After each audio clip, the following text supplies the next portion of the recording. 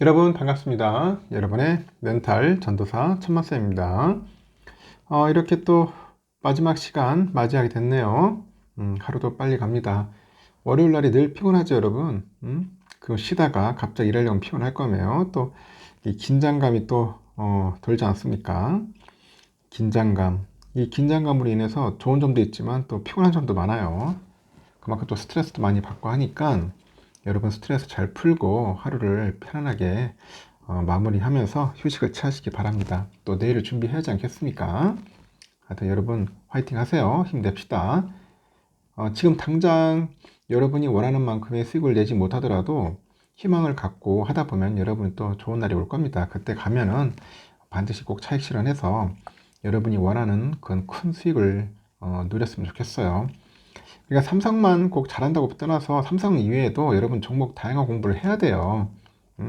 이렇게 1등 종목인 삼성전자도 이 주가가 엄청나게 지금 우리를 괴롭히고 있지 않습니까? 늘 여러분에게 얘기하지만은 분산 투자 잘 하셔서 뭐 잘 볼 때도 있지만 못 볼 때도 있으니까 그런 걸 항상 대비를 하셔야 할 것 같습니다. 저도 하다 보면서 많이 깨닫고 배우기도 합니다. 부족한 점을 또 다시 한번 보완해서 똑같은 실수 안 하도록 노력을 해야겠죠. 내동매매 안 하도록 노력하고 그래야 할 것 같습니다. 오늘은 코스피가 1% 하락을 해서 어렵게 회복한 2500포인트, 2500포인트를 다시 내줬습니다. 코스피는 지난 8일 간신히 2500포인트대로 올랐는데 나흘 만에 이제 밀린 거네요. 코스닥 지수는 코스피 지수보다 낙폭이 더 컸습니다. 코스피 지수는 전날보다 26.2포인트 내려서 2489.56에 거래 마쳤고, 유가증권 시장에서 외국인들이 8,787억 원 순매도해가지고 지수 하락을 주도했죠. 개인들은 7,465억, 기관애들은 253억을 순매수를 했다는 거예요. 이렇게 시가총액 1, 2위 종목인 삼성과 하이닉스의 하락이 두드러졌는데 삼성전자는 전거래보다 2.17포인트 내려가지고 54,100원, 하이닉스는 같은 기간 4.52% 급락을 해서 194,300원에 장을 마쳤습니다. 특히 SK하이닉스에 보니까 최태현 회장과 젠슨랑 엔비디아 CEO가 만났다는 그런 소식에 지난 9일 20만원을 돌파를 했는데 이날 상승분을 모두 반납을 했고요. 이날 국내 증시가 하락한 것은 미국 연방준비제도의 금리 인하 속도가 늦춰질 가능성이 크다는 분석에 영향을 받은 것 같아요. 지난 10일 발표된 미국 고용지표는 전문가들의 예상보다 큰 호조를 보였고 지난해 12월 미국의 비농업 일자리가 전월 대비 25만 6천 명 증가했는데 이는 전문가 전망치보다 훨씬 높은 수준이네요. 고용시장의 악화 조짐이 거였기 때문에 연준은 정책 목표인 물가 상승률 2%에 더 빠르게 도달하기 위해서 향후 몇 달간 정책 금리 인하를 중단할 유인이 커졌다고 분석을 해요. 삼성증권은 연준이 금리 인하 시점을 기존 3월 6월에서 5월 10일로 수정을 했습니다. LG엔솔, 현대차, 기아 주가 급락을 했고 하락을 했고 반면에 삼바, KB금융, 네이버 올랐네요. 오늘 코스닥은 전거래보다 9.68포인트 밀려서 708.21에 장을 마쳤고 코스닥에서는 기관에서 503억, 외부인이 406억 팔아치웠고요. 개인들은 993억 규모로 사들였습니다. 알테오즈는 전거래보다 3.39% 떨어지면서 10일 거래일 만에 30만원 선이 깨졌고 에코프로비엠이 1.75, HL이 2.62, 에코프로 3.2 이렇게 빠지네요. 파란불이 켜졌고 반대로 삼성전자의 그 자회사가 되는 레인보우 로보틱스 강세 보였네요. 삼천당제약, 휴젤, 엔캠 올랐습니다.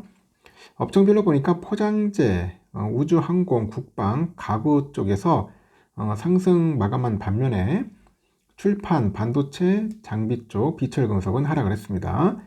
서울 외환시장에서 미국 달러에 대한 원화 환율은 전날보다 5.8원 올라서 1470.8원에 주간 거래를 마감을 했습니다. 참고하시면 되겠네요. 이렇듯 외국인들이 떠났습니다. 외국인들이 좀 떠나요. 또 떠나면은 증시는 깨진다. 그러다 보니 2500도 깨지고 하이닉스 20만 닉스죠. 20만 닉스도 깨지고 그렇다는 거예요. 좀 오르면은 차익 실현한다고 난리 칩니다. 외인들 특히 난리 쳐요. 이제 상당히 좀 불안정하고 흔들림이 많다. 그렇게 보시면 되겠습니다. 전반적으로 좀 안 좋아요. 지금 미국도 그렇고 상당히 우울하네요. 특히 2차전지 섹터 올해도 상당히 우울할 것 같아요.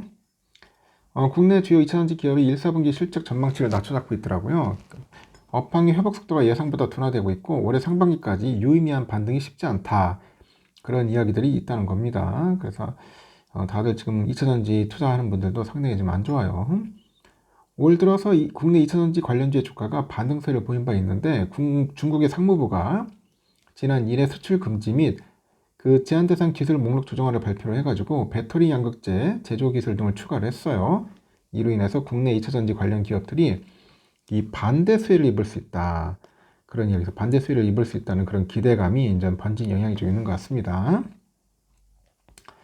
국내 2차전지 주요 기업 10건으로 구성된 QRX 2차전지 탑10, 이 탑10 지수를 보니까 지난 2일부터 8일까지 5.5% 상승을 했더라고요.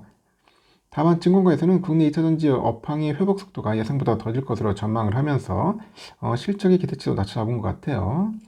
유럽연합이 올해 자동차 이산화탄소 배출량 규제 정책을 대폭 완화할 것으로 알려져 있는데 이 관련 정책 불확실성에 따라서 올해 1, 4분기까지는 유럽의 완성차 업체의 재고 조정이 이어질 거라고 보고 있고 이에 관련해서 업체들을 주요 고객으로 둔 국내 배터리 업체들의 수요 회복 시점도 미뤄질 것이다. 그런 이야기도 있는 것 같습니다. 하여튼 안 좋다. 이달 말 취임을 앞둔 또 트럼프의 그 정책 리스크, 트럼프의 정책 리스크 부담 요인이죠. 트럼프는 당선 이후 멕시코하고 캐나다에 제조되는 품목의 25%의 관세를 부과하겠다고 공언을 했어요. GM 등 주요 완성차 업체들이 이를 공급망 그 타격이 불가피해서 이를 고객세로 둔 국내 업체들의 부담도 커질 거라고 보고 있다는 거 참고하시면 되겠습니다. 현재 보니까 영국이 좀 빠지네요. 0.4% 정도 빠지고 있고 프랑스 0.82% 하락을 하고 있고요. 독일도 0.75% 정도 현재 하락하고 있다는 거 참고하시면 되겠습니다. 그리고 필라델피아 반도체도 보니까 마이너스 2.42% 정도 빠지고 있네요. 지금 보니까 좀 별로 그렇게 좋지는 않은 것 같고요. 달러는 보니까 1471.2원이네요. 3.2원 정도 빠지고 있고 달러 1분엔 157.66엔, 유가는 76.57달러 좀 오르고 있고요. 일본 엔화는 936.9원, 유로화 1500.18, 중국 위안화 199.97원입니다.